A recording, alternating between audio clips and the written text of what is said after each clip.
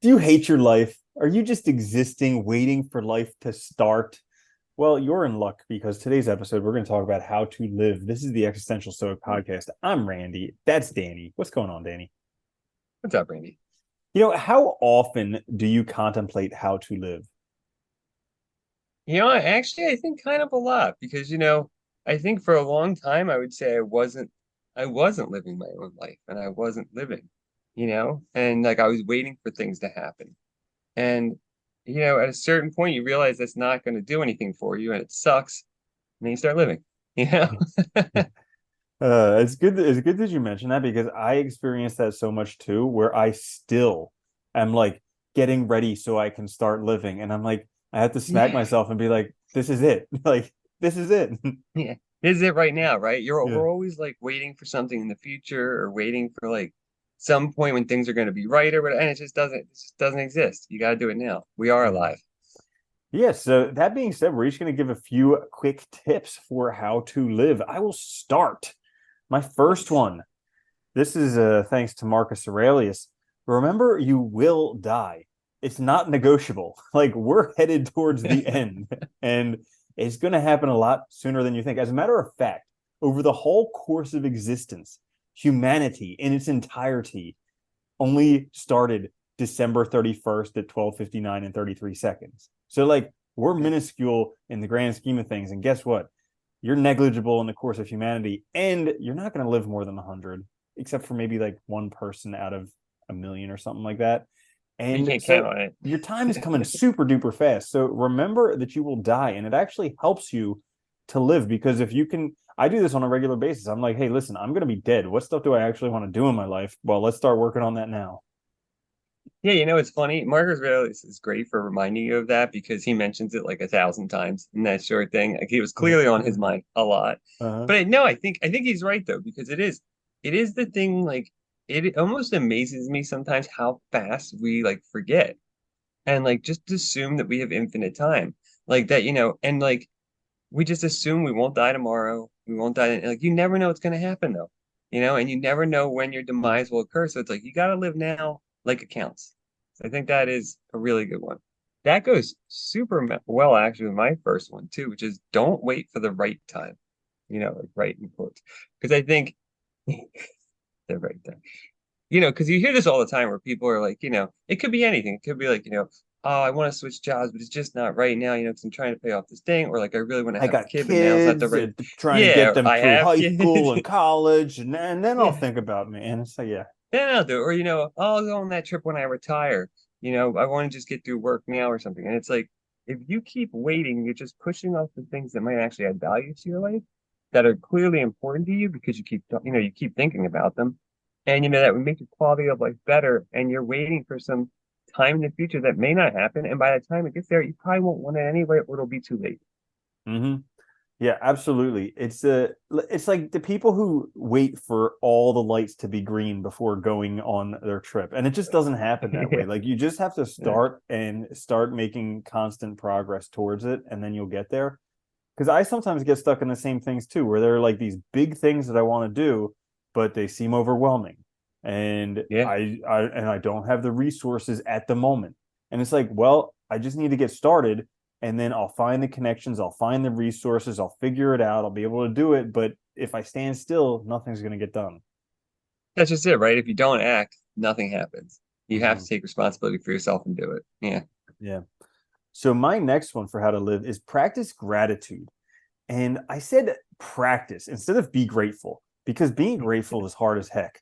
But Yeah, it's very difficult. the practice of gratitude is forcing yourself to find things to be grateful for when you don't feel like it. Like that's the practice.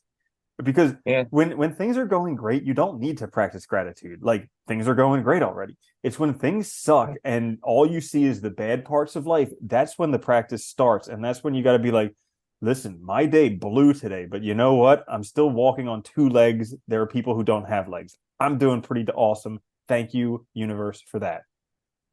You know what's funny? I've always admired the ancients and virtue ethics because they focused on character development, not on like rules and stuff. And I think to that point, like, if you want to do something, you have to practice it first until you internalize it, right? And so like you can't be grateful until you practice gratitude. And I think you're right. Like we don't really need it in when life's going great. That's not when gratitude's going to benefit you. It's helpful to stay humble and stuff for sure, and it's a good thing to keep in, keep practicing. But like, it's not really when you need it. You need it when life's bad, and that's the hardest time to find things to be grateful for. So I think you're right. If you practice it, it helps you see from like the silver lining. It helps you understand that there's always sort of something positive, even in negative things. And I think it makes life a lot better just overall. It's a good one. Central. My next one is, and this is, I think, very difficult, but try to live in the present. And I think, we get stuck in the past. We're living a life that's, already happened, or we get so worried about the future, we're not even here in the now. We think everything's so important. We're rushing through life. We don't even see what's going on, and we're not living. So if you really want to live, you got to kind of live here and now in the present, make choices that matter for now. Yeah, that's a great one. I mean, it reminds me of the Marcus Aurelius Four, where he's like, if you can have Yeah. anything you want by a circuitous route now, if you'll just let go of the past, have faith in the future, love what is, and act right. And it's like it's Yeah, so true. Yeah. it is. And I love to have faith in the future too, because it's like, you're on a course, you have a plan, but you're not living in the future. You just have faith that if you do the things now, that future will come to be. It will be realized. And I Hmm. think that's a much healthier way to look at the future. Hmm. Yeah, it's so hard because I struggle with this on a daily basis where like I keep thinking that like things aren't going to work out in the future. And then I look at myself where I am now and all the stuff that I thought wasn't going to work out in the past, it worked out. So like if it's worked out in the past, why would it not work out in the future? I think that's why I have faith is such an important thing, right? Because it's like it will work out because if you take the right actions and plan correctly, you'll do it and you'll get it done. It's just oftentimes it takes longer than we think. So you Mm. just have to have faith that it'll happen. Because if you just focus on the goal, you get overwhelmed, stressed out, and you end up quitting, you Yeah, know? And like bingo. then it sucks. Yeah, so my last one is for how to live is spend time outside. Okay, this we Man. live we live in boxes, we look at boxes, we just have this whole box mentality. But we actually, for pretty much the majority of human existence, lived outside in harmony with nature, or at least Yeah. somewhat or at least in nature. Like maybe not Even in when we didn't harmony. like and we hated Yeah, it. maybe not in harmony, but we lived in nature. And there's all these books that I read nowadays, like The Comfort Crisis is a great one, who talks about how we're just soft. We sit around, we do nothing.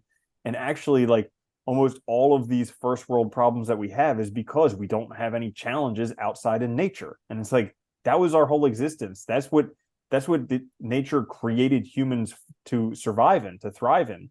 But now we just sit around and we're like, I'm depressed. Yeah. And Yeah. it's like, Did you yeah, ever see did you ever see Wally? yeah. The end of that movie I thought was so funny, but so like dead on. Uh-huh. Like, you make enough crap to just serve every need, so you just lay around in floating chairs like, bah, Yeah, dude. I doing mean, that's nothing where we're all day. turning, like a mix of Wally and Idiocracy. Yeah, I Yeah, know. it's, It's like, it's not a good thing. But also, like the other thing about spending time outside is nature. I'm convinced that nature recharges your batteries. Like, if you ask any type of scientist, we have electrical charges through our body, and the Earth is one big ground. So, like, somehow it recharges our batteries. I mean, if you sit outside with your shoes off for 15 minutes, you'll feel it. So it's just this connection with nature that most of us are missing on a daily basis. And actually, they did some studies in Japan that it doesn't even take that much. And you don't even need to go to like nature. You can just go to a park and sit there yeah. 3 times a week for 20 minutes. And that's all you need. Well, it's better than nothing too. Anything's better than nothing. And I think, you're right. Like dead on, I think we need to be out there because I think we've always been. It's as much as we don't think of the natural world as part of us, we are the natural. We are natural, right? I mean, we're natural entities. So we do, there's a part of us that definitely needs it. And I think, at least my own experience, every time I go out in nature, like I solve problems. Also, you just get out of the stupid, like even in a park, it's like you get out of the stupid human world and the human problems and all the bullshit from the constructs, goes away for a minute. And I think that's part of it that's so recharging too, is that you just get outside of the normal world you're in and you just feel better. You kind of see things in perspective a little bit, which is nice. That's a good one. That's central.